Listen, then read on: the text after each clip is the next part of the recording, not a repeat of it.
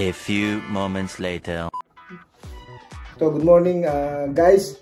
Nandito ako ngayon kay Tita Weng na nag-purchase sa atin ng tatlong Itera. Ayan. Wow! So, magkakasama sila. Ano kasi ang ano mo, Tita Weng? Anong problem mo about yung sa health? Varicose. So, ang problem niya is varicose vein and frozen shoulder. Frozen shoulder. Oh, so, gagawin natin siyempre yung ating protocol na tinatawag na 10 procedure na 30 minutes. And then after that, focus tayo dun sa varicose vein niya at saka yung sa may frozen shoulder. So, tignan nyo kami. Abangan nyo mamaya kung anong magiging comment ni Tita Weng. Kung magiging effective ba sa kanya o hindi. So, bibigay ko sa inyo ang kanyang komento mamaya. Cha-charge muna natin ang ating water. Ang water na to, cha-charge natin ng 2 minutes. So, isang glass na malaki ang pin-prepare niya para inumin. So, yan. Cha-charge natin ng tubig. So, tita, ito yung ito yung 10 steps na gagawin natin. Nakita ko yan. Ano tayo ng ito nga, yung boiled water. And of course, sa palm. And then sa sole. And then sa back knee. And then dito sa groin. And then underarm. Of course, yung lymph natin dito. And then yung dalawang bone natin sa likod na nasa taas. And then the head. And yung sa may butt, sa may likod natin. And of course, the spine. And after that, inom tayo ulit ng 2 glass of recharged water. And then, after ng 10 basic protocol procedure na ginagawa natin sa Itera, po-focus na tayo dun sa pinaka main problem mo. So, good luck! Simulan na natin! Number 2, number 3. So, ito yung sa charged water. 2 minutes lang kita. Cleanse sa body mo at mag-recharge. Eh, yung follow po natin ang ating protocol para mas maramdaman ng ating mga kliyente. Mawawala ang kanilang mga karamdaman. Instant healing po ito ang ating ginagawa. So, mamaya po, tingin natin ang komento ni Tita Weng. Kailangan natin ubusin yung 2 glass, kita. So, equivalent of 2 glass yan. So, before and after. So, yan guys. Uminom na po ng recharge water ang ating tita. Lalong magiging glow siya ngayon.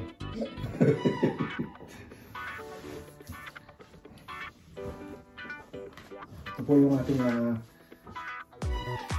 basic protocol ng ating Itera. Napaka-powerful. Kaya kung wala ka pang Itera, PM mo ko. Ihatid ko sa iyo ng diretso sa iyong bahay. Kailangan natin, ang target natin po is 1 Itera unit per household para ma-minimize ang mga sakit at mabawasan ang pagpunta-punta natin sa hospital. Ito ang basic protocol. Ito muna ako. Para medyo lang.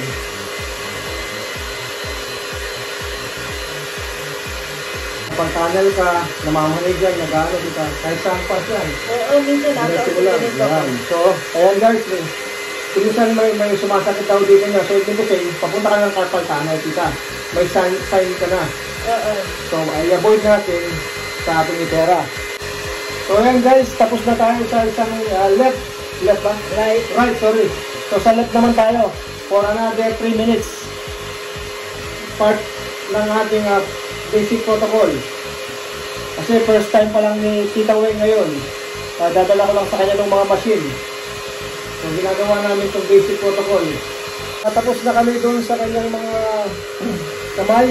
So, sa sole naman, underfit, yan. Another 3 minutes naman. Ulit. Sa ating basic protocol. Yan, sige. Pakatras na diba?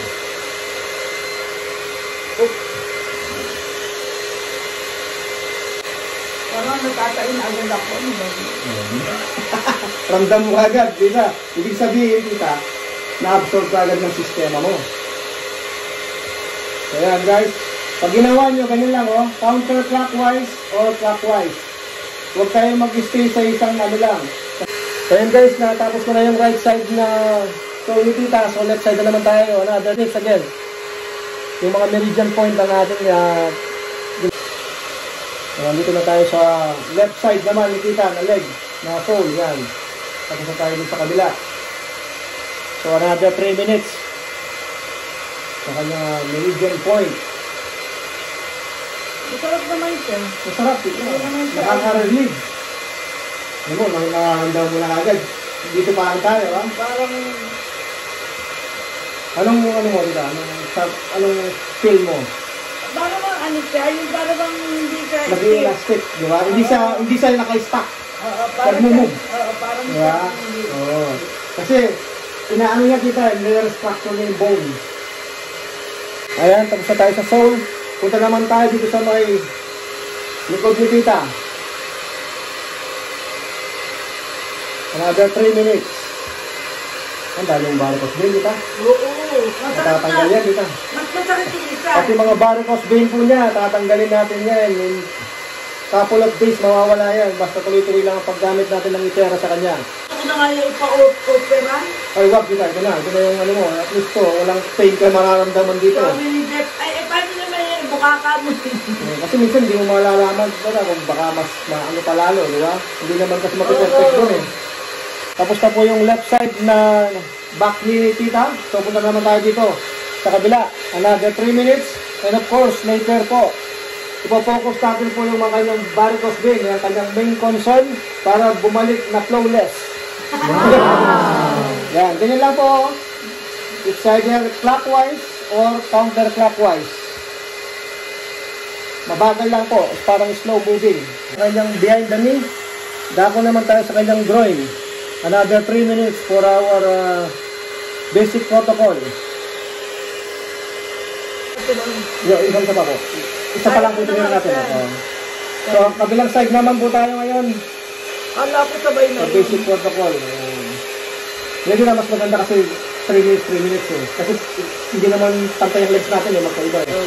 May left and right eh. Guys, next naman natin yung kanyang handshake.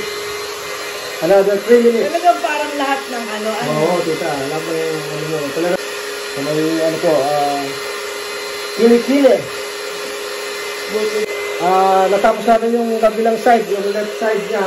So right side naman tayo ngayon ng handshake. Another 3 minutes for our meridian point protocol.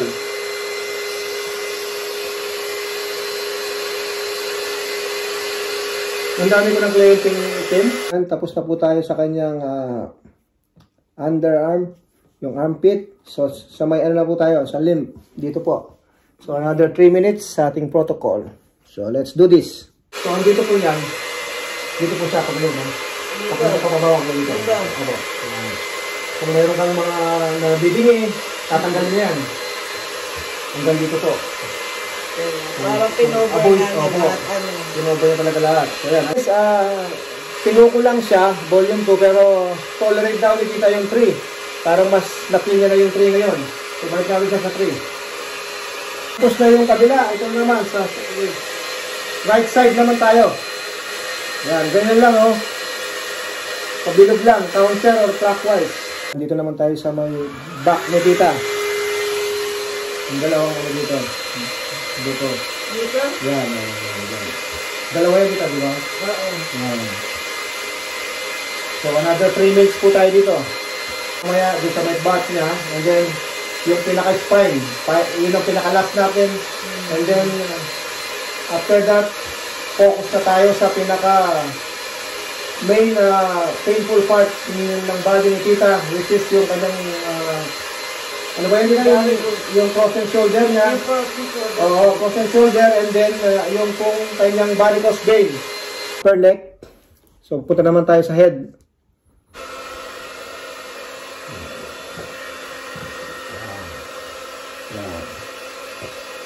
Tapos ang kagandahan pa nito tita sa mga nakakalbo, basta meron pang labasan ng ano meron pa yung hindi ka totaling kalbo ng kalbo. Pwede. Lalagyan lang yung mga toe natin na to ng coconut oil. And then massage muna po natin. At saka natin siya gamitan ng itera. Tutubo pa dita. Kasi i-unblock niya yung skin natin para lumabas yung mga follicle para lumabas ulit. So yan, another 3 minutes po ito dito. Pwede rin po itong gawin ganito. Sa buong ulo, may mamassage mo. Mula dito sa front hanggang sa back.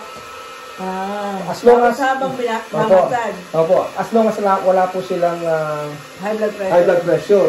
Ang kagandahan po nun, matatanggalan kayo ng parang yung, ano bang tawag yun, yung lagi kang may migraine, mawawala. Tapos yung kung mayroon silang brain problem, yung mga na-stroke, yan din po.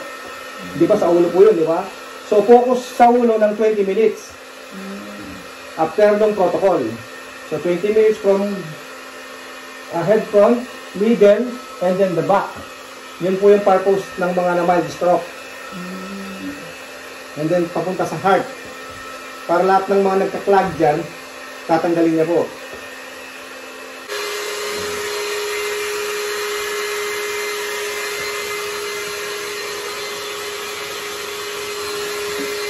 Patawanan ako ng mga kasama. Hindi mo na kailangan ng, tita, hindi mo na kailangan bumili ng air blower. Ito na lang gawin mong air blower kasi ito pa, healthy pa. Wala pang radiation, di ba? Huwag ka na mag-air blower, ito lang. Ito yung pampalit mo sa yun, radiation ang makakain mo dun eh. Ito, may pag-asa pang tumubo yung buhok mo, tapos ma-relax ka pa. Oo. Uy, kapit na tayo. Sa head niya, so dito naman tayo sa may back niya, sa may bandang puwitan. Another 3 minutes for our basic protocol. Kaya ba yan kung ikaw mag-solo? Pagin yan. Ako tayo. Kaya lahat yun, abot yan. Madiskartehan mo lang kita, nakukuha. Masarap. Diba? Lalo na yung pinaka dito mo yan, kita. Oo. Yan, ganyan lang yung sabat mo. Talikod ko sa camera kita, para makita nila. Yan. Ito po yung sabat. Yung pinaka may puwetan, yan. It's either clockwise, counterclockwise, yan. Pero kung kayo lang po mag-isa, mas maganda kung wala kayong suot na pag kunwari kayo nang para tagos sa skin talaga. Ramdam nyo talaga. So pwede rin po naman ganyan, yan. Basta as long na pumapasok yung heat sa mo, sa skin mo, going direct to the bone. Yan ang magtatanggal lahat ng mga bara-bara. Ika nga. Tapos na tayo sa pinaka-back na, diretso na tayo sa spine. Ito yung final ng ating 10 basic protocol na 53 minutes. Yan. Dito na tayo sa spine ngayon. Yan. Same procedure pa rin. Clockwise or counterclockwise.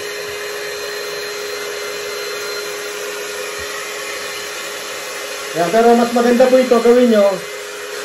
Kung pwede, pag kunwari kayo lang po, walang damit para tagos talaga sa skin. Kung pinapakita ko lang po sa inyo kung paano siya gawin. Mas maramdaman nyo po kasi talaga siya. Guys, tapos na tayo sa basic protocol po. Opo. Dito po yan, pwede tayo 5 minutes, 10 minutes, 15 minutes, 30 minutes. Depende sa inyo. Huwag mo lang tagalan. Opo, Pakita mo lang sa akin. sige po, yan. Ipapakita ko lang kay tita kung paano po. Para ito ay... Yan ang sa frozen shoulder yan, di ba ita? Yan. So, yan siya. And then dito. Okay. And then, pababa. Yung back, lower back kita. Ayan, lower back tayo. Ayan. Ito ay after na po ng protocol. So, kung saan yung mga painful part ni tita, yan ang gagawin natin ngayon. So, yan, pinapakita ko lang sa inyo para alam yung gawin nyo. Yan, dito. Nakikita mo lang itong video na to. Yan.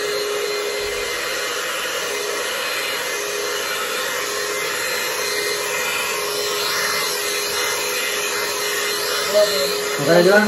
Okay. Good. Tapos natin ang basic protocol. Punta na tayo sa kanyang mga varicose vein na kanyang tinatarget na mawala at maging flawless si tita ulit. So yan na. 30 minutes po. Mawala lang yung sakit kahit di na flawless. Oh, yan. 30 minutes po.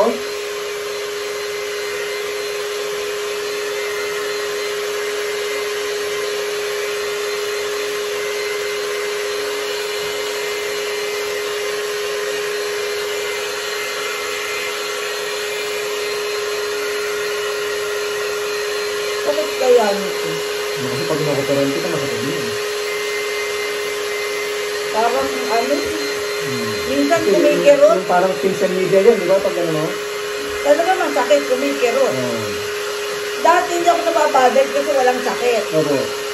Ngayon, sumasakit. Yun na yun, dito, nag-start na siya. Lumalaki na eh. No?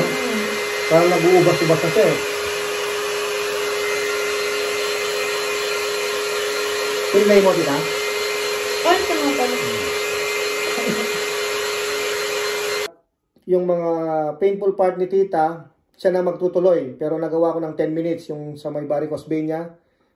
Ngayon, tita, ano po yung katawan nyo? Anong naramdaman nyo sa ating itera? Parang hindi na masyadong stiff yung mga joints. Okay. Tapos, ayun nga, nag-ihina akong nag-ihi. Oh, yun yung protocol. Ano po, tita, yun yung pinaka-healing process niya. So, ang pinaka-gano'n sa inyo. Mamaya niyan, mayroon pa kayong ibang mararamdaman na discomfort. Yung baka magtahi kayo or utot ng utot.